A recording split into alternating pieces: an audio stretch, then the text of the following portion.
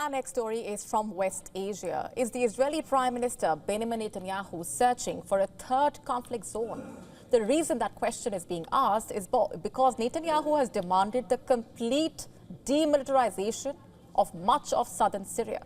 In fact, it's an announcement that could potentially make conflict between Israel and the new leadership in Syria more likely. Netanyahu's warning comes after former President Bashar al-Assad's regime was already toppled in December last year, remember? And in a speech to Israeli military cadets on Sunday, Netanyahu warned basically that Israel would not allow the forces of Hayat Tahrir al-Sham, HTS, nor the new Syrian army to enter the area south of Damascus. Listen in. We will not allow forces of the HTS or the new Syrian army to enter the territory south of Damascus. We demand full demilitarization of southern Syria in the provinces of Quneitra, Dara, and Sweda from the new regime's forces. In addition, we will not tolerate any threat to the Druze sect in southern Syria.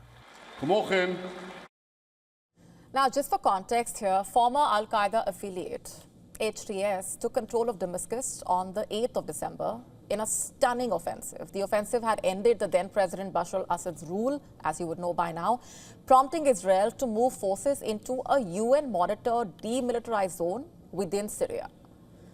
Now, Netanyahu has said that Israeli forces will keep its positions there as a defensive measure and for as long as necessary.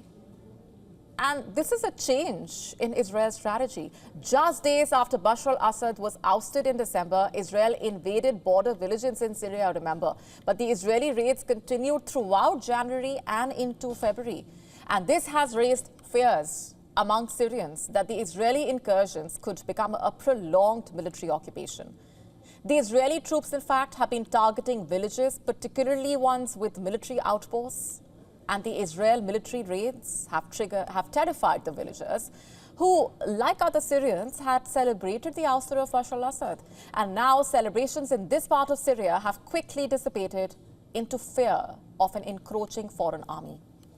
Until now, Israel had described its move into the UN-monitored demilitarized buffer zone in Golan Heights as a temporary measure. In fact, Israel had justified its stand, saying it is to ensure the security of Israelis on the other side. The apparent rationale was the prevention of extremist groups from moving down to the Golan. But with his latest comments, Netanyahu has made it clear that he believes that the new authorities in Syria could represent a whole new danger.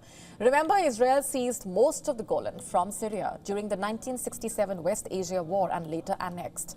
The move was not recognized internationally, although the US did so in 2019. And now Syria's new interim president and HTS leader, Ahmad al-Shara, tried to reassure Israel that he does not want conflict. Al-Shara has said that he is ready to uphold the long-standing disengagement agreement between the two countries, concluded after another war in 1973. He also stressed that he will not allow Syria to be used as a base for attacks against Israel. But al-Shara has also called on Israel to withdraw from the buffer zone it has taken as he tries to assert sovereignty across the whole of Syria's fractured landscape. Clearly, Netanyahu does not care about it, it seems. According to Etana, which is a Syrian reporting and analysis organization, Israeli forces continue to conduct cross-border incursions into Syria with bulldozers and armored vehicles. Israeli forces have also reportedly raided former Syrian army bases in the southern provinces of Quneitra and Dara. What this suggests, according to experts, is that Israel may be expanding and entrenching its occupation. Already, Israel's incursions and taking off the buffer zone in the Golan Heights violates the 1974 agreement between the two countries. And now the Israeli incursions have also been condemned internationally. In January, the United Nations said, and I'm quoting now, Syria's sovereignty, territorial unity and integrity must be fully restored.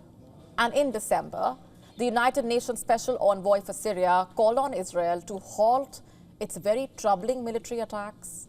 Even al-Shara has criticized Israel for its incursions, saying that it was a violation of the 1974 armistice agreement.